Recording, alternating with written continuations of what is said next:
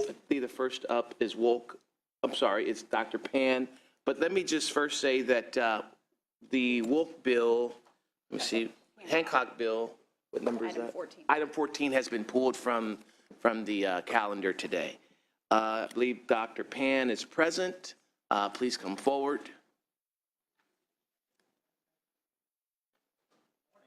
Good morning.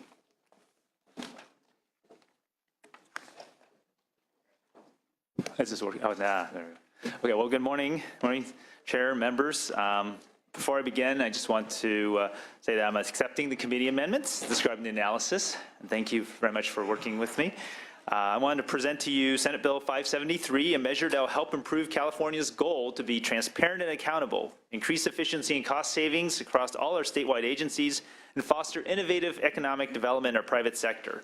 SB 573 will do this by requiring the governor to appoint a chief data officer to create a more robust statewide open data portal by 2017, phasing in annual benchmarks for the amount and type of data published in the partnership with state agencies, and designating a data coordinator in all state agencies to report to the chief data officer. As a result, California will increase government efficiency by improving government processes that require cross-agency participation. In fact, government staff are the most frequent users of open data because it helps them do their jobs more efficiently. By releasing high-demand data sets, state agencies reduce workloads, which can increase cost savings. For example, if the annual operating costs of the California Department of Conservation were reduced by just 2% through open data policies, the single agency could save the state nearly $2 million a year. Across all agencies, California can save about $80 million a year on the reduced cost from compliance with the public records requests alone. Second, the statewide data portal can generate billions in economic development. California is home to 132 of the 500 open data companies in the U.S. who use open government data to generate new businesses, develop new products and services, and create jobs. This is evidenced by California-based companies like Acela Incorporated, which provide civic engagement solutions for governments around the world. For example, Acela helped City of Sacramento, vastly improve its city development services through an open permit system that saved taxpayer money and time and connected all stakeholders like never before.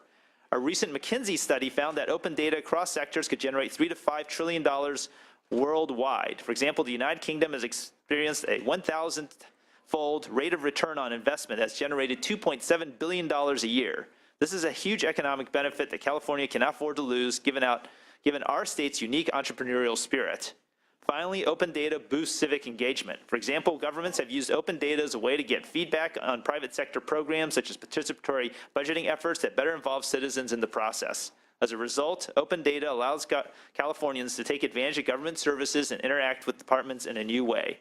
Despite being the home of some of the most innovative technology ideas in the world and taking small steps toward open government, California has not established itself as a leader in open data because we lack a unified open statewide data policy and a chief data officer who can successfully manage the statewide project.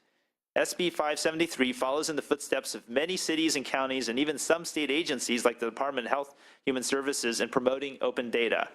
In doing so, SB 573 will establish California as a leader in the new frontier of accountable, efficient government while fostering new economic development that will help all Californians. And with me here today are witnesses in support. We have Maury Blackman, President and CEO of Acela Incorporated. Thank you. Thank you. Yes. Thank you, Chairman Hall, Vice Chairman Berryhill, committee members, and Senator Pan for inviting me here today to speak about the importance of Senate Bill 573. My name is Maury Blackman, and I am the CEO of Acela. Acela is a California-based company that provides civic engagement solutions for government. Our enterprise software solutions and mobile apps improve core processes and workflows for city, county, and state federal governments around the world. Our technology also allows citizens to engage with governments through modern and mobile interfaces like they have come to expect from the leading private sector companies like Amazon, Yelp, and Uber. I've been with the company for over 15 years, and in that time I've become a passionate advocate in the open data movement. I've seen open data help government work better, smarter, and more cost-effective. I fully support Senator Pan's bill. It contains many of the critical building blocks that will set the foundation of California's open data policy for years to come. I'd like to highlight a few examples from various levels of government that show the power of open data. In Evanston, Illinois, people can now conveniently access restaurant health inspection scores on Yelp because of open data. Excella worked with Evanston to automate the release of the city's restaurant inspection data, allowing citizen-facing websites and apps like Yelp to easily display the restaurant scores to diners as they choose where they want to eat. It even updates in real time as score changes. Instead of perhaps seeing the inspection score once you've already picked out where to eat, we've used the power of open data to put this information at the fingertips of citizens when it matters most. Government's goal in inspecting restaurants and publishing scores in public health and safety, using the open data technology, we're taking labor-intensive work out of the public health department and with a click of the button, making it dramatically more valuable to its citizens. Just think of the possibilities with California's data sets. Other states have learned firsthand how the power of open data can be helped during a natural disaster. Hurricane Irene hit New York City in August of 2011, but because of forward-thinking open data efforts at the state level, emergency responders were able to locate citizens who were desperately needed help when disaster struck. Long before the storm reached New York, the state had already been requiring agencies to make their data publicly available. One of those open data sets happened to be nursing home locations. With that information at the fingertips, first responders were able to quickly evacuate nursing homes with patients from facilities at risk for power outages and flooding, finding empty beds with unaffected nursing homes where they could move seniors. When the state of New York enacted its open data policy, it didn't know that nursing home data would be helpful to emergency crews. But they did know that the state had powerful information and they needed to make it publicly available. And they were absolutely right. Seeing examples such as these, a few California state agencies have forged ahead and started to release their data sets, and we've seen several recent examples of what's possible when California opens up its data. First, the California Department of Health and Human Services is starting releasing its data sets. Using that data, civic technology developers here in Sacramento were able to create WICIT, a real-time mapping application that helps families easily locate grocery stores where they need WIC nutritional benefits were accepted. Second, the Fresno Bee has an ongoing investigative health series using state health data that's being released. The first article highlighted the significant health risk facing residents in the San Joaquin Valley. Through open data, the reporter brought to life that residents in Fresno are more likely to suffer or die from chronic diseases than anywhere else in California. Because this state health information is now available, we can start to understand and figure out why residents in San Joaquin Valley are suffering, creating solutions to fix problems and ultimately save and improve lives. A statewide California open data policy would also help spur economic development in California's communities. A recent report found that civic technology spending in the U.S. will reach $6.4 billion this year. Having access to data empowers civic startups to create new technology that serves both government and its citizens. Excella works with many young civic technology companies that are eager to grow their businesses here in California and rely on the flow of open data and the technology tools they are creating. We are only at the beginning of this revolution, and California, the birthplace of many of the world's great technology breakthroughs, should be leading. Open data increases government transparency and accountability and provides... Why don't you take about 30 seconds to wrap that up, okay? We'll move on to the next one. Okay. If you only remember three things: save money, open data increases government efficiency and reduces jobs, creates jobs, there's a growing number of industries that rely on publicly available data, and saves lives. We don't know exactly which data set will be useful, but it can literally save lives. I greatly appreciate the opportunity to be here today and look forward to working with you on California's open data policy. I appreciate your testimony. Thank you. Dr. Penn, you have another witness? Yes. Please, welcome. Thank you for being here. Thank you, Mr. Chair. My name is Abhi Damani, and I'm here on behalf of Mayor Eric Garcetti from the City of Los Angeles. For background, my name is, my role is the Chief Data Officer for the City of Los Angeles. Before that, I just want to say that I was the Executive Director of an organization called Code for America, which you may have heard of or not. It's an organization that actually works with cities across the country around open data and civic technology, and actually worked with Maury in the past around that role. And what we did there is we set up the open data programs for cities ranging from Chicago to Boston to Macon, Georgia. So cities of all shapes and sizes. So we got to see what was possible with open data at different levels. And what we saw was that we built hundreds of applications, hundreds of tools, hundreds of pieces of technology that actually changed the quality of life for those cities. And that's what motivated me personally to now jump in deep into a specific city, Los Angeles, and see what open data can do deeply in a bigger city like LA, which is why I'm here to describe a little bit of what's possible for a CDO role and what you can do in a larger city and hopefully at the state. And what we found is that there's two key areas that the Chief Data Officer can focus on. So the first is data-driven decision-making, so helping the government itself become more efficient and use its data more wisely. And the second is using open data for a more creative, entrepreneurial space, so letting open data let people do interesting things that we didn't expect.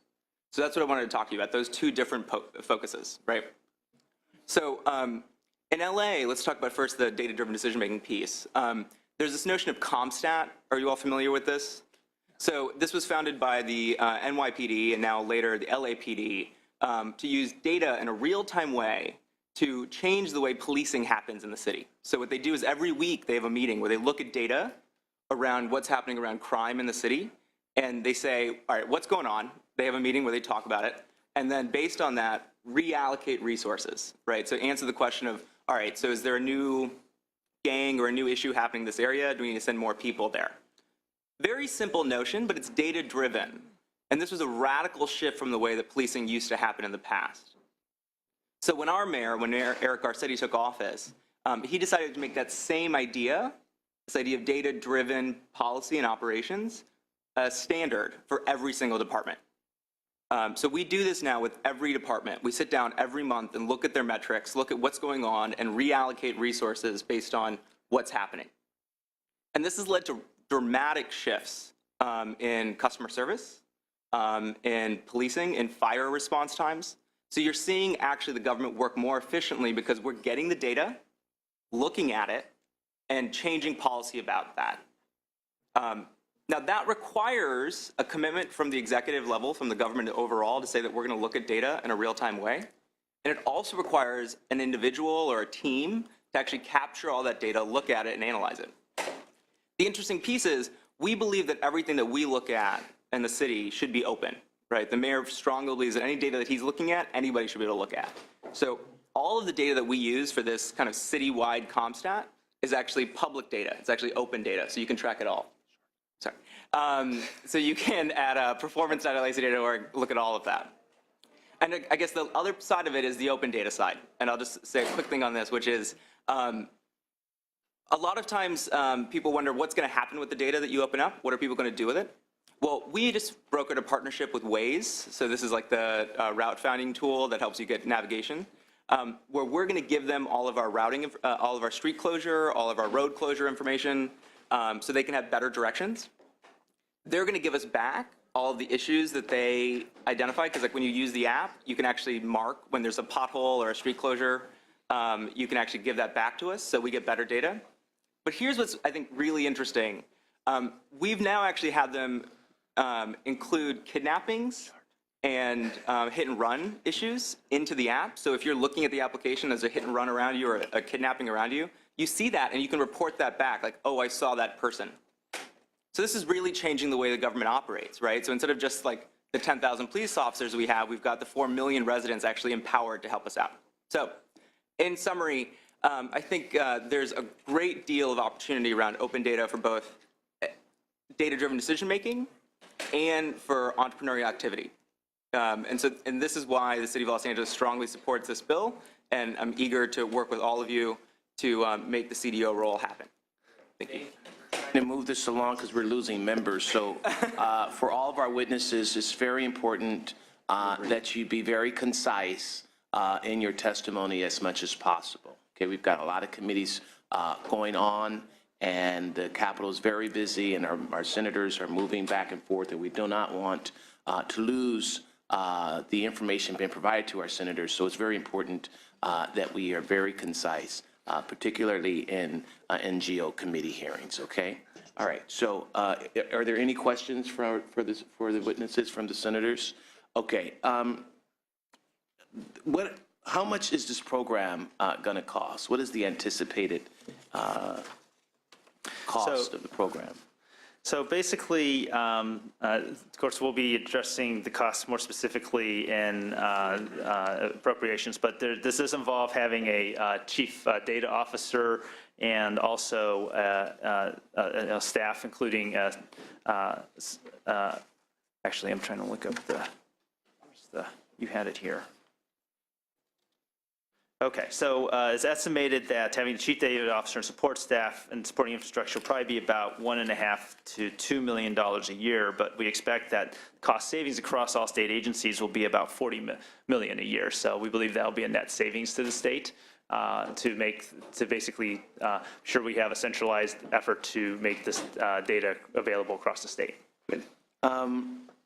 But the startup for the program and the project itself is estimated at how much? Well, I said we're estimating about $1.5 to $2 million per year. Well, that's interesting.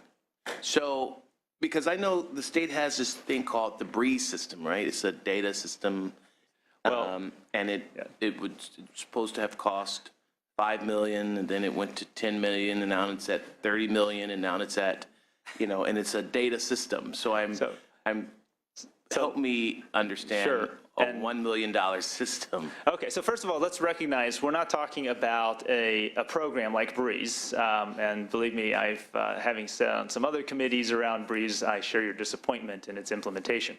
What we're talking about, I think one of the things that distinguishes between information technology and data, right? So we use computers, we use information technology programs and so forth often to access data, but what we're talking about is with the Open Data project is really to look at where are the opportunities to get data that the state's already collecting out into the public realm so that we can do the various projects that you heard. So it's yes, it does. So it's not about buying new programs and so forth. It really is about saying what are the data sets that we're collecting, the data we're collecting, what data sets are they in, and how can we get them out so that we can not only internally within the state, but more importantly, there's opportunities then for people, entrepreneurs and other people out in the community to be able to access that data. And actually that provides not only more information for the public in terms of accountability and transparency, but also often as they're analyzing data, because we have a limited capacity to analyze data within the state, as they're analyzing and using the data, often then they find things that then becomes helpful for the state as well. And I think you heard the example of the traffic app, where yes, the city of Los Angeles collects a certain amount of data about traffic, but then someone else can use it then to help out, but then they start identifying things that's hard, finding patterns that then becomes useful for the city to identify, okay, well, we need to fix this pothole, or this is a congested area, et cetera. And I think we're talking about similar opportunities. Mm-hmm. So the idea of the chief data officer in this bill is really to be sure that there's the leadership and there's the person who's going to be looking at pushing to say, these are the data, look, we're collecting this data, this is going to be useful, let's get this out into the public and so forth. Okay. All right, and so real quickly, your experience in Los Angeles, what has that been in terms of cost savings and so forth and so on? Now, you've been there for how long? 8 months. 8 months. Yeah. And within 8 months, have you experienced that already? Or you're just in the uptick of it right now? I would say both. So just the first thing to your question about the other program that was $5 million, then became $10 million, became more. The nice thing about open data now, or using data now, is that there's what you call software as a service. So reusable tools that you can pay a small chunk of money. So we pay $15K a month, so it's about $180,000 a year for this piece of software that we don't have to run, we don't have to build, we don't have to maintain. It's just managed by someone else. So there's no risk of it going wildly over budget, like what happens often with RFPs, right? As you probably know, which is that program that you're describing. So I guess I would just make that general point that there's now great software that makes this easy and not worrisome. Okay. In terms of cost savings, we've seen some of it so far, particularly in those efficiencies that Dr. Pan was talking about, that we're seeing departments run more efficiently. The greatest efficiency you would see here is actually around FOIA, or California Free Public Records Act, right? So people requesting government documents. I don't know if Maury talked about this. Or We talked about it. Oh, you did? Okay. You can see a dramatic cost savings there if you start to open up that data so you don't have to go through that process. Okay. Very good, thank you. And Senator, which amendments are you accepting today? I believe I'm accepting all the amendments that are proposed by the committee. Very Yes. good. And that's including the policy considerations as well, correct? Yes. Very good. Yes. All right, very good, thank you. Yes, Senator Gaines. Yeah, if I could just ask a question of clarification, because a lot of the state departments already have technology officers. And so what you're proposing would be that there be one within the administration? You'd create an office that would oversee all the departments in the state to So- make sure that they're extracting data that can be used efficiently by the public? Correct. So the IT, so the information technology folks, their focus is actually on the programs and is the software working and implementation of new software and so forth. That's very different than a data officer whose job is to look at what data are we collecting in the state and the various agencies and so forth, and how do we get it out into the public? How do we make it in a form that is usable by other people in the public to benefit the people of California? Okay, great, thank you. Thank you. All right, any other questions from the members? Senator, would you like to close? I respectfully ask for an aye vote. Very good, thank you. We do not have a quorum yet. As soon as we establish one, we'll take that up. Okay, thank you so very Thank you, much. thank you all for being here. Thank you. Thank you.